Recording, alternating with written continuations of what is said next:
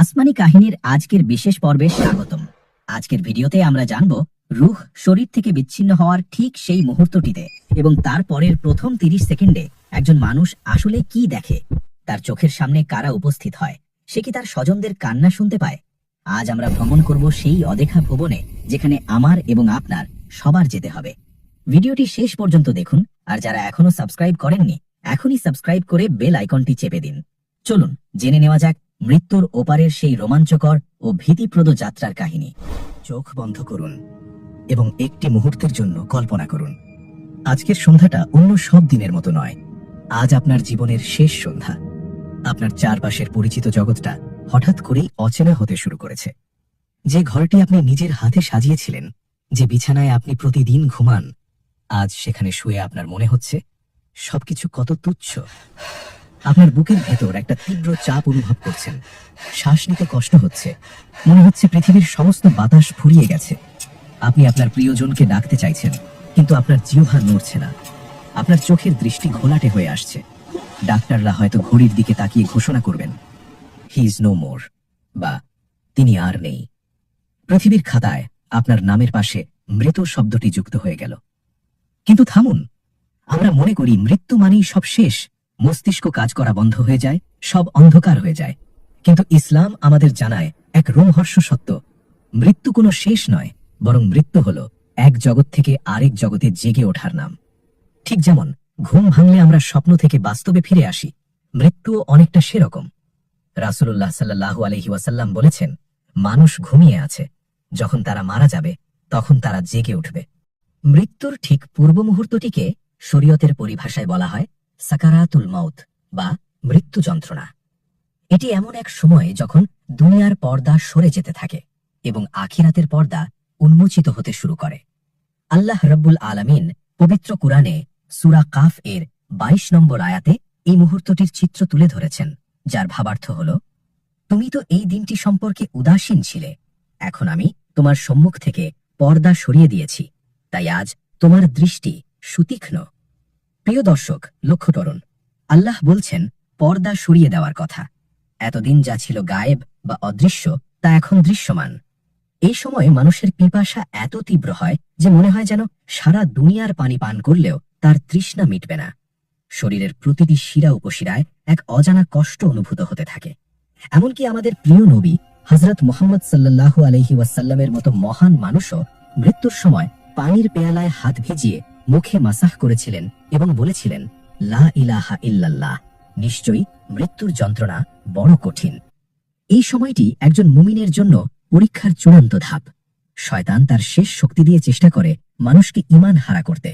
সে হয়তো আপনার সামনে আপনার বাবা মায়ের আকৃতি ধরে এসে বলবে, আমি মারা গেছি এবং দেখেছি ইসলাম সত্য ধর্ম নয়, নাউজবিল্লাহ, তুমি অন্য ধর্ম গ্রহণ করো। কিন্তু যারা প্রকৃত মুমিন, আল্লাহ তাআলা জিবরাইল আলাইহিসসালাম বা রহমতের ফেরেশতাদের মাধ্যমে তাদের ঈমানকে হেফাজত করেন। তবে যদি আপনি সন্দেহের মধ্যে জীবন কাটিয়ে থাকেন, ঈমান মজবুত না করে থাকেন, তবে আপনি সহজেই সেই ধোঁকায় পড়বেন এবং শেষ মুহূর্তে ইসলাম ত্যাগ করবেন। ঠিক যেমন কিছু মানুষ দুনিয়ায় তাদের কামনা বাসনার জন্য ধর্ম ত্যাগ করে, মৃত্যুর সময়ও তারা তা করবে। সেদিন লা ইলাহা ইল্লাল্লাহ বলার একমাত্র উপায় হবে যদি আপনি সত্যিকারের ঈমানের সাথে বেঁচে থাকেন। হাদিসে বলা হয়েছে, তুমি সেভাবেই মরবে যেভাবে তুমি বেঁচেছিলে এবং সেভাবেই পুনরুত্থিত হবে যেভাবে তুমি মারা গিয়েছিলে। এই যে 30 সেকেন্ড সময়টুকু, তখন মানুষের বাকশক্তি হারিয়ে যায়। সে চিৎকার করে বলতে চায়, আমি কি দেখছি, আমাকে বাঁচাও, কিন্তু তার স্নায়ুতন্ত্র অচল হয়ে পড়ে। সে শুধু তাকিয়ে থাকে। তার রুমের দেয়াল ভেদ করে অন্য এক জগতের বাসিন্দারা প্রবেশ করতে শুরু করে। বারা ইবনে আজিব থেকে বর্ণিত এক দীর্ঘ ও বিখ্যাত হাদিসে রাসূলুল্লাহ সাল্লাল্লাহু আলাইহি ওয়াসাল্লাম এই মুহূর্তটির পুঙ্খানুপুঙ্খ বর্ণনা দিয়েছেন। নবীজি সাল্লাল্লাহু আলাইহি ওয়াসাল্লাম বলেন, যখন কোনো মুমিন বা নেককার বান্দার দুনিয়া থেকে বিদায় নেওয়ার সময় ঘনিয়ে আসে, তখন আসমান থেকে একদল ফেরেশতা নেমে আসেন। তাদের চেহারা কেমন? রাসূল সাল্লাল্লাহু আলাইহি ওয়াসাল্লাম উপমা দিয়ে বলেছেন, তাদের চেহারা যেন সূর্যের মতো উজ্জ্বল। তাদের সাথে থাকে জান্নাতের রেশমি কাফন এবং জান্নাতের বিশেষ সুগন্ধি হানিত। একটু কল্পনা করুন দৃশ্যটি। আপনি মৃত্যুশয্যায়, ডাক্তাররা হাল ছেড়ে দিয়েছে, কিন্তু আপনি দেখছেন আপনার ঘরের ছাদ ভেদ করে নূরের আলো ছড়িয়ে পড়ছে। অপূর্ব সুন্দর চেহারার ফেরেশতারা আপনার দৃষ্টিসীমা যত দূর যায় তত দূর পর্যন্ত সারিবদ্ধভাবে দাঁড়িয়ে আছেন। তারা আপনার দিকে তাকিয়ে মুচকি হাসছেন। তাদের দেখে আপনার মনের সব ভয় দূর হয়ে যাবে। আপনি বুঝতে পারবেন আপনার পরীক্ষা শেষ, এখন পুরস্কারের সময়। কিন্তু আল্লাহ না করুন, ব্যক্তিটি যদি পাপিষ্ঠ বা অবিশ্বাসী হয়, তবে তার দৃশ্যটি হয় ভয়াবহ। আসমান থেকে কালো ও কুৎসিত চেহারার ফেরেশতারা নেমে আসেন। তাদের চেহারা দেখলেই ভয়ে রূহ শুকিয়ে যায়। তাদের হাতে জান্নাতের রেশম থাকে না, তাদের হাতে থাকে জাহান্নামের দুর্গন্ধযুক্ত চট বা মাসুহ। তারাও মৃত ব্যক্তির দৃষ্টিসীমা পর্যন্ত বসে পড়ে। মৃত ব্যক্তিটি তখন এক অসহায় আতঙ্কে জমে যায়। সে চোখ বন্ধ করতে চায় কিন্তু পারে না। সে বুঝতে পারে তার সময় শেষ এবং সামনে এক মহাবিপদ অপেক্ষা করছে। এই ফেরেশতারা কিন্তু রূহ কবজ করেন না, তারা শুধু পরিবেশ তৈরি করেন। আসল কাজটির জন্য এরপর আগমন ঘটে মৃত্যুর ফেরেশতার। ফেরেশতাদের এই বিশাল বাহিনী আসার পর মূল ঘটনাটি ঘটে। আগমন ঘটে মালাকুল মাউত বা আজরাইল আলাইহিসসালামের। তিনি এসে ঠিক মৃত ব্যক্তির মাথার কাছে বসেন। এটি সেই চূড়ান্ত মুহূর্ত। যদি ব্যক্তিটি নিক্কার হয় তবে মালাকুল মাউত তার কানের কাছে গিয়ে অত্যন্ত মায়া ভরা ও কোমল কণ্ঠে বলেন, হে প্রশান্ত আত্মা, হে পবিত্র রূহ, বেরিয়ে এসো তোমার রবের ক্ষমা এবং সন্তুষ্টির দিকে। তোমার রব তোমার উপর সন্তুষ্ট, তিনি রাগান্বিত নন। প্রিয় দর্শক, নবীজি সাল্লাল্লাহু আলাইহি ওয়াসাল্লাম কত চমৎকার উপমা দিয়েছেন। তিনি বলেন, কলসির মুখ দিয়ে পানি গড়িয়ে পড়লে যেমন কোনো কষ্ট হয় না, ঠিক তেমনি মুমিনের রূহ শরীর থেকে আলতোভাবে বেরিয়ে আসে। যদিও বাইরে থেকে দেখা যায় শরীর কাঁপছে বা গোঙানি হচ্ছে, কিন্তু রূহ তখন রবের ডাক শুনে আনন্দের সাথে শরীর ত্যাগ করে। মনে হয় যেন সে এতদিন এই ডাকটির অপেক্ষাতেই ছিল। কিন্তু পাপিষ্ঠ ব্যক্তির শিয়রে বসে মালাকুল মাউত এক ভয়ানক হুঙ্কার দেন। তিনি বলেন, হে খাবিস, অপবিত্র আত্মা, বেরিয়ে আয় আল্লাহর ক্রোধ ও আযাবের দিকে। এই ডাক শুনে রূহ ভয়ে শরীরের ভেতর পালাতে শুরু করে। সে কিছুতেই বের হতে চায় না। সে নখের ডগায় মাংসপেশির গভীরে লুকিয়ে থাকতে চায়। তখন মালাকুল মাউত তাকে জোরপূর্বক টেনে বের করেন। নবীজি সাল্লাল্লাহু আলাইহি ওয়াসাল্লাম উপমা দিয়ে বলেছেন, ভেজা পশমের ভেতর দিয়ে বহু কাঁটাযুক্ত লোহার শিক টেনে বের করলে যেমন পশম ছেড়ে খুঁড়ে বেরিয়ে আসে, পাপিষ্ঠের রূহ বের করার সময় তার শরীরের শিরা উপশিরা তেমনি ছেড়ে যায়।